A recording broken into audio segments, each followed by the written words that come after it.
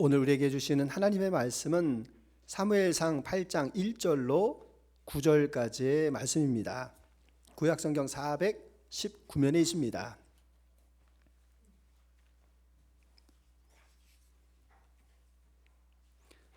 사무엘상 8장 1절로 9절까지의 말씀, 하나님의 말씀을 받들어 읽을 때 마지막 절 같이 합독하겠습니다. 사무엘이 늙음에 그의 아들들을 이스라엘 사사로 삼으니 장자의 이름은 요엘이요 차자의 이름은 아비야라. 그들이 브엘세바에서 사사가 되니라. 그의 아들들이 자기 아버지의 행위를 따르지 아니하고 이익을 따라 뇌물을 받고 판결을 굽게 하니라. 이스라엘 모든 장로가 모여 라마에 있는 사무엘에게로 나아가서 그에게 이르되 보소서, 당신은 늙고 당신의 아들들은 당신의 행위를 따르지 아니하니 모든 나라와 같이 우리에게 왕을 세워 우리를 다스리게 하소서 한지라.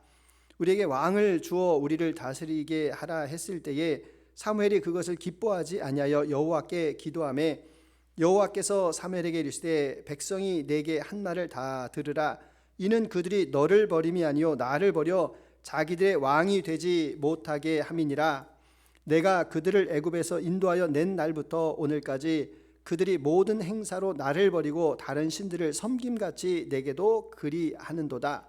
그러므로 그들의 말을 듣되 너는 그들에게 엄히 경고하고 그들을 다스릴 왕의 제도를 가르치라. 아멘. 남의 떡이 더 커 보인다. 내가 가지고 있는 것을 만족하지 못할 때 우리는 곁눈질을 하게 됩니다. 이스라엘을 보시게 되면 하나님께서 주시는 사사 제도가 있음에도 불구하고 이웃 나라의 왕이 더 좋아 보이더라라는 겁니다. 사사 제도 가운데에서 불편한 것이 있었습니다.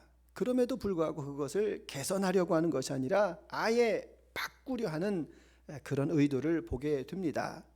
사실 불편함이 찾아올 때 우리가 마음이 괴로울 때가 많지 않습니까? 직장 생활하는 가운데에서 내가 이 직장을 계속해서 다녀야 되는가? 또 뭐 결혼 생활도 또 학업도 또 우리의 진로 앞에서도 우리는 불편한 것 때문에 고통스럽고 괴로워할 때가 있습니다.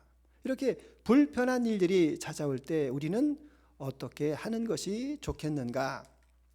먼저는 불편함이 찾아올 때 본질을 생각합니다. 이스라엘이 지금 왕을 요구하고 있는데 그 기저에 보게 되면 두려움이 있다는 겁니다. 그 불편함이 자기들에게 지금 두려움으로 찾아왔습니다. 사실 사무엘 사사가 있는데 사사 시대가 어떤 시대입니까? 하나님께서 이스라엘을 종되었던 땅에서 애굽 땅에서 인도하여 가나안 땅으로 인도하셨습니다. 그리고 이 사사라는 독특한 제도를 통하여서 사사가 보통 때에는 이렇게 재판을 하고 나라를 치리하고 국가적인 위기 상황이 오게 되면 이제 군인을 모아서 군대 장관으로 외적을 물리치는 그런 제도였습니다.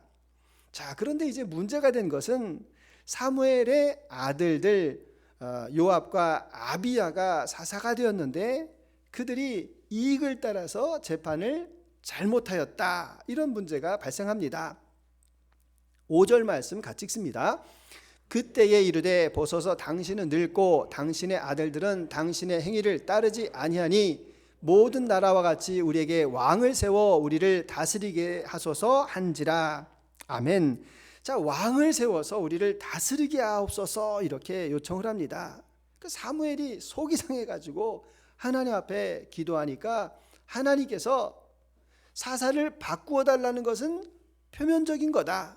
진짜 이유가 있다라고 말씀을 하시면서 7절을 말씀하십니다. 같이 읽습니다.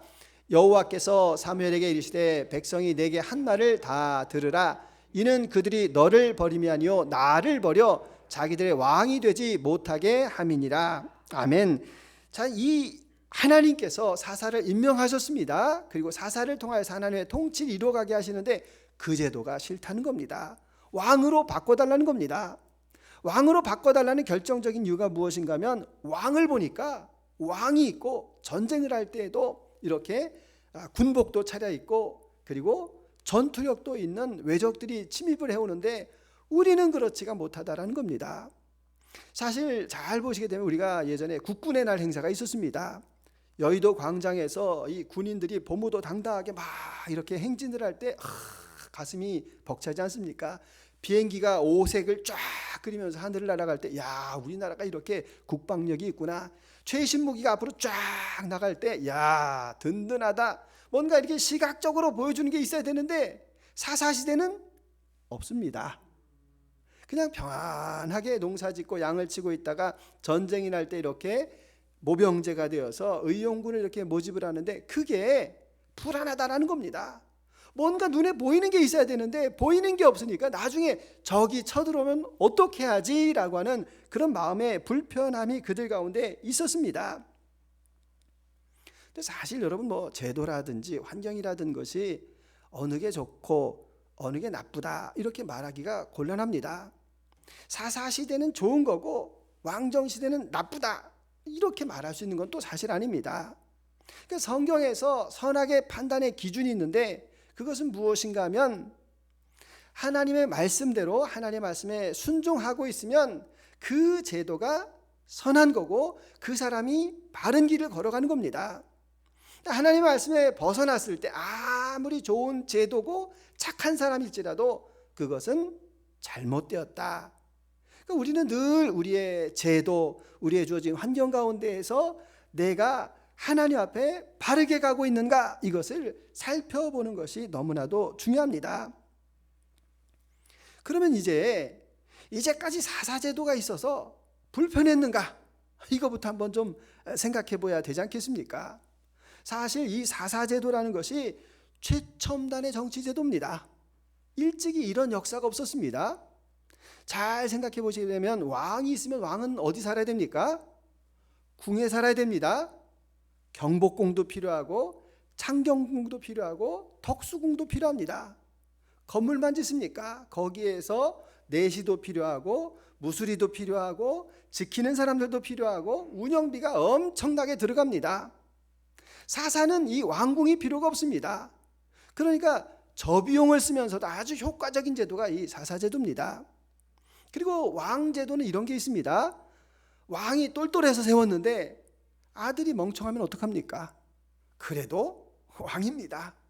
근데 사사는 하나님께서 능력 위주로 이렇게 선발을 하셨기 때문에 지방 분권도 이룰 수 있고 아주 효율적인 그런 제도가 사사제도입니다. 근데 그 제도를 버리겠다라는 겁니다. 자, 사사 340전의 시간들을 우리가 살펴보게 되면 사사 온니엘이 있었습니다. 에훗이 있었습니다. 삼갈이 있었습니다. 막대기를 가지고 600명을 물리쳤던 그런 놀라운 역사를 보여줍니다. 기드온의 300용사를 가지고 미드안을 물리쳤습니다. 삼손의 그 괴력을 가지고 다곤 신전을 무너뜨리는 그런 놀라운 역사가 있었습니다. 그러니까 이런 과거의 일들을 잘 생각해 보면서 우리가 어떻게 하는 것이 좋은가라는 것을 생각하는 것입니다. 어떻게 하는 것이 좋은가라는 것을 생각하는 것을 정체성이라고 이야기합니다. 이스라엘의 정체성은 무엇입니까? 우리 출애굽기 19장 6절 같이 읽습니다. 너희가 내게 대하여 제사장 나라가 되며 거룩한 백성이 되리라. 아멘. 그러니까 지금 사실 엄밀하게 말하면 이방 사람들이 부러워해야 될 만한 제도 아닙니까? 왕도 없는데 번번이 공격을 했는데 한 번도 그 나라를 빼앗겨보지 않은 그런 훌륭한 제도가 있다면 이방에서 이거는 하나님이 살아계신 징표다라고 이렇게 여겨야 되고 그것에 대해서 자랑스러워해야지 제사장 나라 거룩한 백성 아닙니까? 그런데 거꾸로 지금 생각을 하고 있는 게 문제 아닙니까? 이 문제를 풀어갈 수 있는 방법을 우리가 곰곰하게 생각을 해보면 제일 먼저는 사무엘을 찾아가서 솔직하게 이야기하는 것이 좋을 것 같습니다. 그 아들들이 뇌물을 이렇게 받고 판결을 굽게 하였다. 여러분은 어떻게 생각하는지 모르는데 저는 그 아들들에 대해서 연민이 조금은 갑니다. 왜 그렇습니까? 아버지가 훌륭한 아버지, 그리고 거룩하고 나라와 민족을 생각하는 아버지, 내가 너에게 소를 빼앗은 것이 있느냐, 논밭을 빼앗은 것이 있느냐, 하나도 안 빼앗고 오히려 집에 있는 걸 갖다가 다 퍼줬을 겁니다. 여러분, 그러면은 그 목회자 자녀들은 어떻게 살았겠습니까? 아버지가 너무 훌륭해가지고 그 목회자는 자녀들은 정말 기에 눌려서 살고 너무 가난하게 살아가지고 돈에 조금 손을 대었을 수도 있겠다. 잘했다는 이야기는 아닙니다. 이해하고 조금은 더 기다려줄 수 있는 마음이 그들에게 왜 없었을까라는 생각을 가져보게 됩니다. 또 허물을 덮어주면 얼마나 좋습니까? 허물을 덮어주면 더 잘할 수도 있는데 그 불편한 것 때문에 완전히 판을 갈아버리겠다라고 하는 것이 과연 하나님 앞에 옳은 것인가라는 것을 우리가 다시 한번 생각을 해봅니다. 우리도 마찬가지입니다. 불편한 일들이 있을 수 있습니다. 이웃과 불편합니다. 그러면 그것을 잘 타협하고 화해를 해야 되는데 법대로 해, 고소해, 재판합니다. 그럼 선악을 이렇게 분별합니다. 근데 문제는 무엇인가 하면 이웃하고 그냥 얼굴을 늘 붉히면서 그냥 계속 살아가는 겁니다. 뭐 그러신 분들은 없지만 남편하고 아내하고 사는데 너무 힘듭니다. 그래 갈라서 하고서 도장 꽝 찍었습니다. 여러분, 이혼하는 거는 사실은 쉬운 일일 수 있지만 그 다음이 문제 아닙니까? 그 재산 어떻게 나눌 겁니까? 그 자녀 어떻게 할 겁니까? 그 양육권 어떻게 할 겁니까? 더 복잡한 문제가 사실은 기다리고 있습니다. 다 그런 건 아니지만 재혼하신 분들 가운데 이런 이야기하는 분들도 계십니다. 아유, 내가 그때 지금 하는 거 반에 반만 하면 그때 행복했을 거야 라고 이렇게 후회하시는 분들도 봅니다. 그러니까 우리는 늘 나의 현재의 불편함이 어디에서 오는 것인가 라는 것을 생각을 하는 것입니다. 예수님도 십자가를 지시기 전에 그 육체적인 고난을 아셨지만 십자가 너머에 있는 그 하나님의 영광, 하나님과의 그 관계를 먼저 생각하셨습니다. 저도 그 관계에 대해서 생각해 본 것이 있는데, 얼마 전에 제가 유튜브 동영상 올렸는데 인천 투어 여행을 다녀왔습니다. 뭐 투어라고 해봐야 별거 아니고 그냥 검단역에서 지하철 타고 차이나타운 가서 짜장면 먹고 그 다음에 월미도 가는 배 이렇게 한번 탔습니다. 그때 이렇게 보면은 갈매기들이 얼마나 그렇게 많은지, 제가 갈매기 이렇게 새우깡 한번 탁 줬는데 갈매기가 제 손가락을 딱 물어가지고 제가 아약 이랬는데, 그때 혹시 들어보신 분 계십니까? 옆에 웬 여자가 막 깔깔거리고 막 웃습니다. 누구게요? 제 아내가 막 웃었습니다. 그래서 제가 편집을 이렇게 하다가 보니까 아내 웃음소리가 이게 들리는 겁니다. 그때 제가 무슨 생각을 했냐면은, 야, 그때 배 탄 사람 태국 사람들도 타고 있었고 다른 사람도 탔는데 나 이렇게 한다고 웃는 사람 아무도 없더라. 아내만 옆에서 웃고 있는 거 보면서 이야, 참 감사하다, 아내가 고맙다라는 생각이 들었습니다. 또 이렇게 편집을 하면서 무슨 생각이 들었는가 하면, 그렇지, 세상에 많은 신들이 있는데 그 신 가운데에서 전지전능하신 하나님이 누구를 사랑하고 계시냐? 저와 여러분입니다. 때로는 제가 목회를 하는데 결과도 별로 없는 것 같고 목회에 능력도 없는 것 같고 뭐 이렇게 생각이 들 때에도 누가 지켜보고 계시는 겁니까? 주님께서 저와 여러분들을 지켜보고 계시는 것입니다. 직장에서 힘든 일을 당할 때도 있습니다. 인간관계 가운데 어려운 일들이 있을 수 있습니다. 그래도 누가 지켜보는 것입니까? 주님이 우리를 지켜보고 계신다라는 겁니다. 사랑의 눈으로 지켜보십니다. 그래서 우리는 늘 무엇을 생각합니까? 지금까지 지내온 것 주의 크신 은혜라. 세상 풍파 너를 흔들고 약한 마음 낙심될 때에도 받은 복을 세어보아라. 받은 복을 세어보아라. 주의 크신 사랑을 알게 되리라 라고 우리가 찬송하지 않습니까? 우리는 어떤 불편함이 찾아올 수 있습니다. 그럴 때에 주님과의 관계를 다시 생각하는 겁니다. 그리고 그것을 바꾸는 것이 아닙니다. 변하는 하나님께서 선하게 열어가 주시는 것입니다. 내 두려움 가운데에서, 내 염려와 걱정 가운데서 무엇인가를 행할 때 여러분, 그것은 주님의 일이 되지 않을 수가 있습니다. 하나님께서 선하게 열어주시는 때는 내가 어려운 일이 있어도 불편한 일이 있을 때에도 참고 견디고 나아갈 때 하나님께서 선한 뜻으로 열어주시는 그때가 바로 변화의 때다라는 것입니다. 여러분 마음 가운데 두려움이 있습니까? 과거에 대한 상처로 인해서 염려가 있습니까? 그것은 십자가에 못 박는 것입니다. 예수님과 함께 십자가에 못 박고 나는 주님 안에서 자유다라고 그 자유를 누리는 것입니다. 그래서 불편함이 찾아올 때 본질을 생각하고 다시 주님께 간구하실 수 있는 저와 여러분들이 다 되시기를 주님의 이름으로 축원합니다. 불편함이 찾아올 때 두 번째, 모든 상황에서도 최선을 다합니다. 여러분들은 기도하실 때 하나님에 대해서 생각할 때 어떻게 생각하십니까? 두려우신 하나님? 사랑의 하나님? 여러분, 그 두려움보다도 하나님의 사랑이 더 크시다라는 겁니다. 사실 오늘 이 말씀을 읽으면서 하나님 얼마나 서운하실까? 나도 누군가에게 선물을 했는데 아이 됐어요 별로네 이러면 기분이 얼마나 나쁩니까?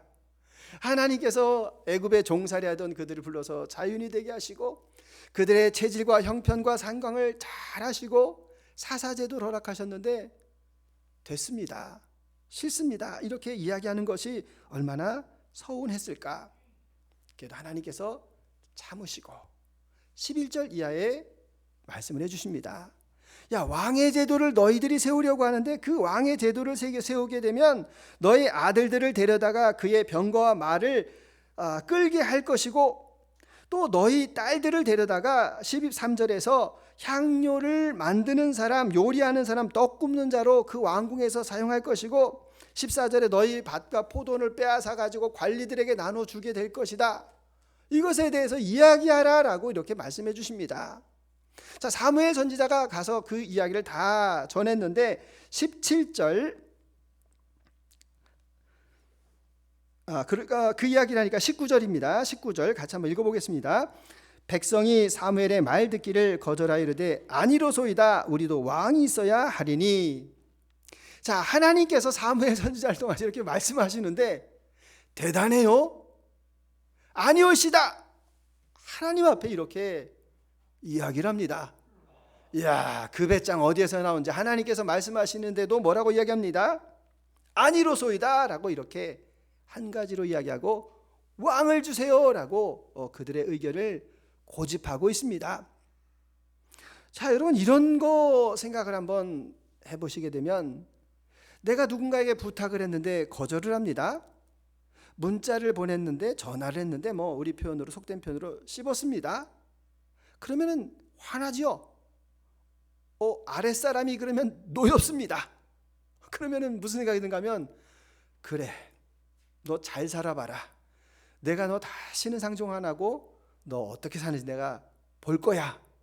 이게 사람의 마음인데 야, 우리 하나님 속도 좋으시다라는 생각이 들었습니다. 뭐라고 말씀하시는가 하면 22절 같이 읽습니다. 여호와께서 사무엘에게 이르시되 그들의 말을 들어 왕을 세우라 하시니 사무엘이 이스라엘 사람들에게 이르되 너희는 각기 성읍으로 돌아가니라 하니라. 아멘. 자, 하나님 뒤끝이 전혀 없으신 거 여러분 보시지 않습니까? 하나님께서 속이 상하지만 그 부분에 대해서 인정하셨습니다. 그리고 그들에게 돌아가라. 그리고 하나님께서 이후에 사울을 왕으로 세워주시는 부분들을 봅니다. 여기에서 우리에게 주시는 은혜가 무엇이겠습니까? 하나님도 불편한 자리가 있습니다. 우리도 마찬가지입니다. 실패한 자리가 있습니다. 그러면은 왜 실패했을까? 쟤들이 왜 내 말을 안 들을까? 과거에 실패에 얽매이지 않으신다는 겁니다. 우리가 컴퓨터를 킬 때 리셋이라는 게 있습니다. 재부팅이라는 게 있습니다. 언제나 하나님께서는 우리의 연약함을 아시고 우리의 우둔함을 아시고 우리를 긍휼히 여기시고 그 자리에서 마음을 바꾸셔서 리셋해 주시는 분이 바로 우리 하나님이십니다. 우리도 마찬가지 아닙니까? 불편한 자리가 있고 실패한 자리가 있을지라도 여러분 그것에 낙심 안 하셨으면 좋겠습니다. 툭툭 털고 다시 나가는 것입니다. 하나님께서는 전진하고 창조하는 것을 기뻐하십니다. 과거에 얽매여 가지고 너 옛날에 그랬잖아 라고 이렇게 책망하시는 것을 발견할 수가 없습니다. 하나님께서는 회개하는 자가 주님 앞에 회개할 때에 그 동에서 서에 먼 것 같이 그 과거의 일들을 기억지 아니하신다라고 우리에게 말씀하고 계십니다.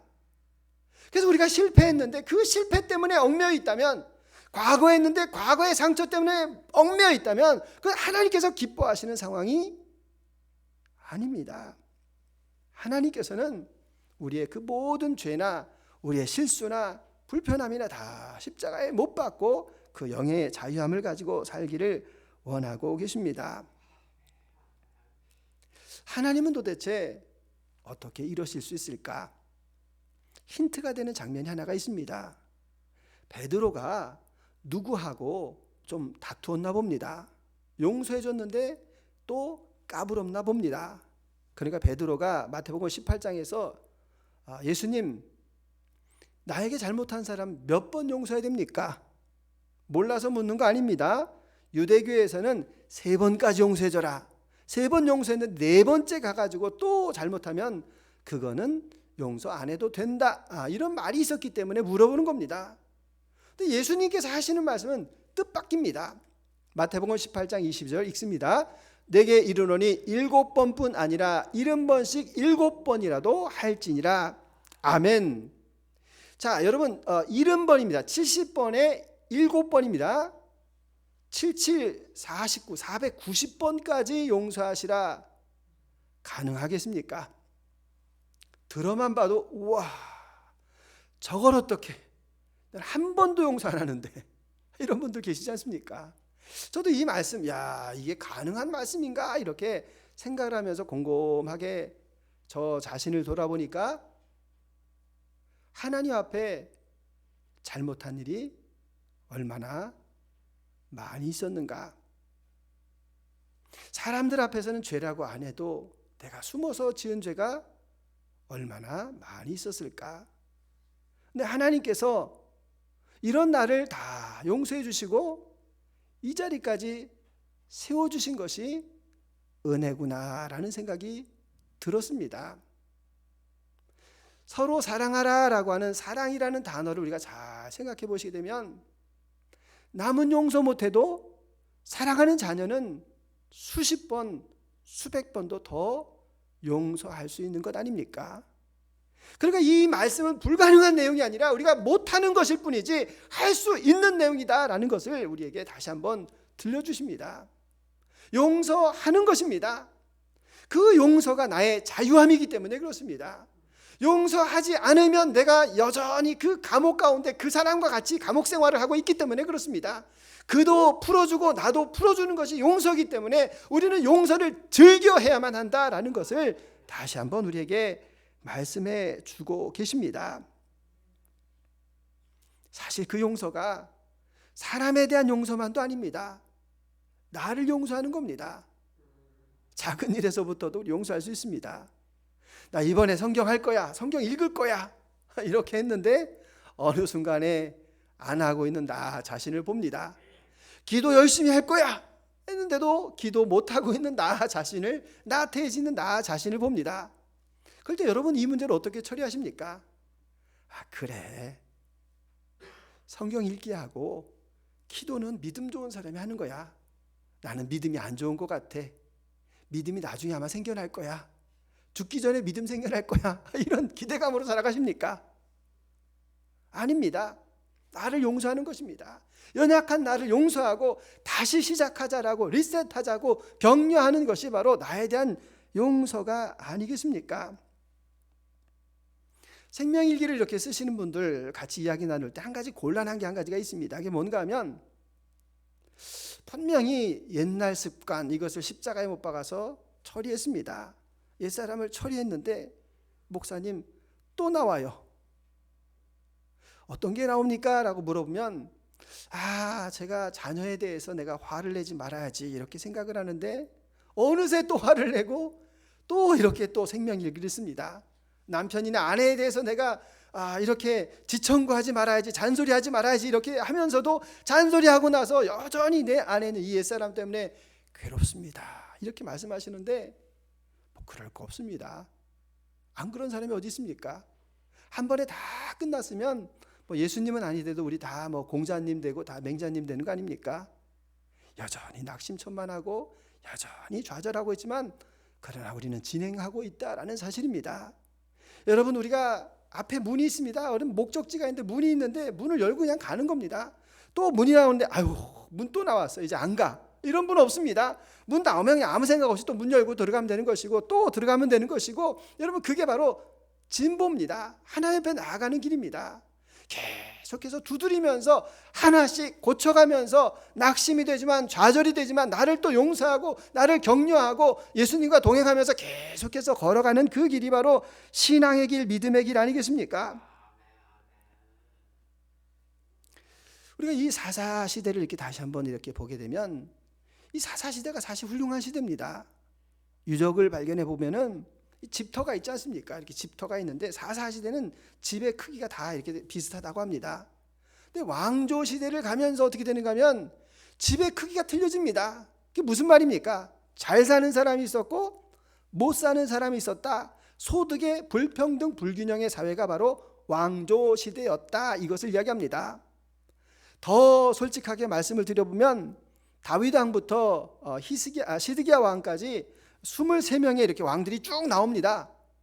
하나님 마음에 합했던 왕이 누굽니까? 여러분, 다윗 왕이 있습니다. 또 히스기야 왕이 있습니다. 또 요시야 왕이 있습니다. 끝.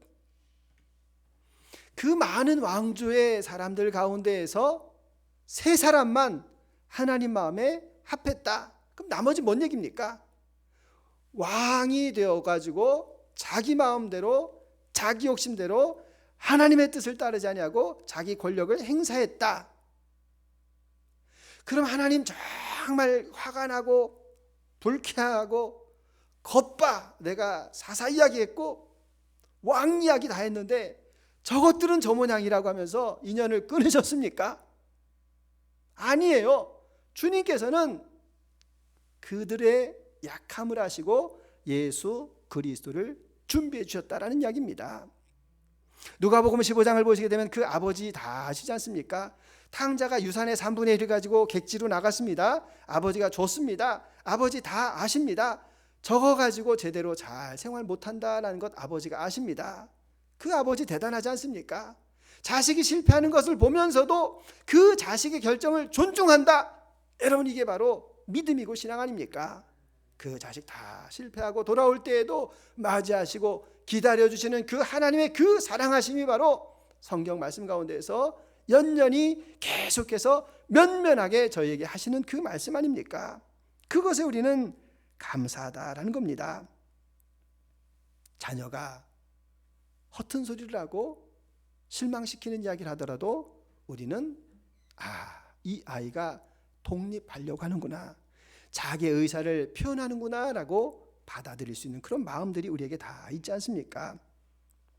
그래서 하나님께서 허락하신 것이 2가지가 있는데 가정을 허락하셨고 교회를 허락하셨습니다. 왕을 허락하신 것은 하나님께서 제한적인 허용으로 허락하신 겁니다. 하나님께서 왕된 사람은 이렇게 해야 된다라고 이미 신명기에서 말씀하셨습니다. 그 말씀이 신명기 17장 14절로 20절인데 같이 읽습니다. 왕은 병마를 많이 두지 말고 아내를 많이 두지도 말고 평생 말씀을 가까이 하라. 아멘. 바로 이스라엘 왕은 세상의 왕과 다르다라는 것입니다. 세상의 왕은 루브르 궁전을 세우고 버킹엄 궁을 세우고 자금성을 세우고 크게 만들고 그리고 많은 그 후궁과 비빈과 그 첩을 둘 수 있지만 그런 하나님 앞에 겸손한 자가 하나님의 왕이다라고 이미 이렇게 말씀을 해 주셨습니다. 그래서 허락되어진 것입니다. 허락되어진 것은 책임이 따른다라는 이야기입니다. 그 책임이 따를 뿐만 아니라 그 책임에 대한 결과도 너희들에게 돌아간다, 이것을 말씀합니다. 그래서 우리는 불편한 것이 있을 때 멈추어 서는 것입니다.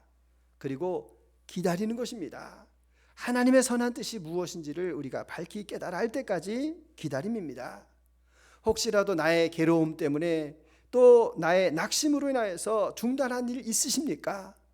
그럴 때도 주님의 그 은혜 속에서 다시 일어설 수 있는 것이 바로 주님의 믿음임을 우리에게 이야기합니다.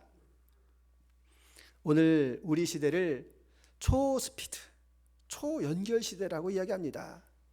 5G, 이제 6G까지 나오려고 하고 있는 그런 시대입니다. 그러니까 사람들이 무엇인가 빨리 가고 있기 때문에 나는 어디로 가는지도 모르고 유행을 따라가고 흐름을 따라가고 정신없이 살아가고 있는 우리 시대를 살아가고 있습니다. 근데 여러분, 성경에서는 속도를 말한 적이 없습니다. 성경에서는 방향성을 이야기합니다. 너의 가는 길이 옳은 길이냐라는 것을 물어보라는 것입니다. 너가 지금 가고 있는 길이 선인의 길을 걸어가고 있느냐, 의인의 길을 걸어가고 있느냐, 악인의 길을 걸어가고 있느냐, 사망의 길을 걸어가고 있느냐라고 우리에게 물어보고 계십니다. 그래서 우리는 그 본질 앞에 다시 생각하는 겁니다. 나에게 주어진 가정에서 내가 어떻게 생활하고 있는가? 나의 직장 가운데서 내가 잘 가고 있는 것인가? 나에게 맡겨진 학업은 내가 잘 감당하고 있는 것인가? 때로는 사람인지라 불평이 왜 안 나오겠습니까? 불평이 나올 때에도 그 본질을 다시 한번 기억하시고 하나님 앞에 그것을 구하는 것입니다. 그래서 하나님께서 우리에게 평안한 마음 주시고 길을 열어주실 때까지 그것을 묵묵하게 감당하는 것입니다. 두려움으로 일하지 않기를 원합니다. 죄책감이나 과거의 상처로 판단하지 않기를 원합니다. 하나님이 주시는 그 평강 안에서 판단하고 결정할 때 그것이 바른 결론과 바른 직관이 될 수 있음을 우리에게 말씀합니다. 그래서 어려운 일이 있어도 다시 재부팅하겠습니다. 다시 리셋하고 믿음으로 걸어가겠습니다. 불평도 때로는 은혜임을 다시 한번 기억하겠습니다.